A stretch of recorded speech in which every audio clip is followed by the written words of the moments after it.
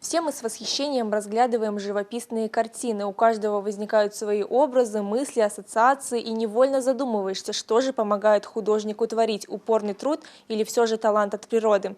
Сегодня мы попробуем разобраться, так сказать, приоткрыть завесу тайны. Утро художника Ленура Велиляева начинается в мастерской. Бодрит запах краски и окружение ярких полотен. Проснуться помогают неизменные спутники – этюдник и холст. Ну что, берем кисть и погнал. Художник работает в французской технике а-ля прим. Переводится дословно как «в один присест». Используя такой прием, картину можно нарисовать за один сеанс, ведь пишешь в едином порыве. Мне хочется больше динамики какой-то, больше вот показывать свою харизму, какой-то свой характер. И поэтому мне нужна, видимо, более какая-то более свободное какое-то исполнение своей воли, своего характера.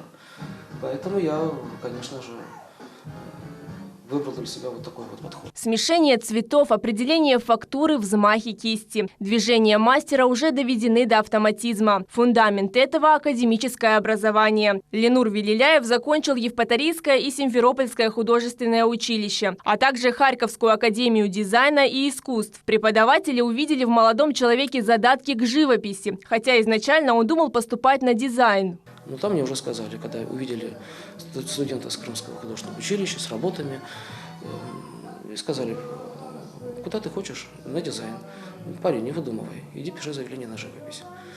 Ну, я понимал, что, к чему идет речь. То есть я понимал, что от живописи, видимо, уже не убежать. То есть если уже тут еще и подругивают тебя за то, что ты куда лезешь, занимайся этим. Ну и вот я уже со второго курса начал делать какие-то выставки там. На становление Ленура Велиляева как живописца повлиял отец, архитектор. Именно он предложил сыну рассмотреть юношеское увлечение в качестве профессии. Ну, бывало, там надоедало. Но я на каком-то таком уровне понимал, что нет, все-таки даже ты все-таки закончи, скажем, эту художественную школу, и, может быть, все-таки да, что-нибудь из этого и выйдет. А я там мог в себе фантазировать уже разные профессии себе.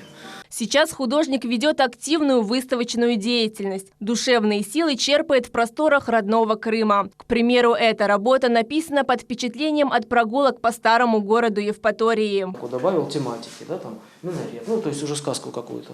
Вот. А в целом архитектура, вот именно вот это вот все то же самое. То есть я попытался, можно сказать, сохранить то, что сейчас есть, да, и в то же время добавить где-то отголосок того времени, как оно могло быть. Работы Ленура Велиляева хранятся в частных коллекциях, музеях стран СНГ и за рубежом. Живописец не намерен сворачивать с творческого пути, ведь за ним стоят природный талант, академическое образование и отточенное мастерство. Диана Бекмамбетова, Арсен Фукала, телеканал Милет, Евпатория.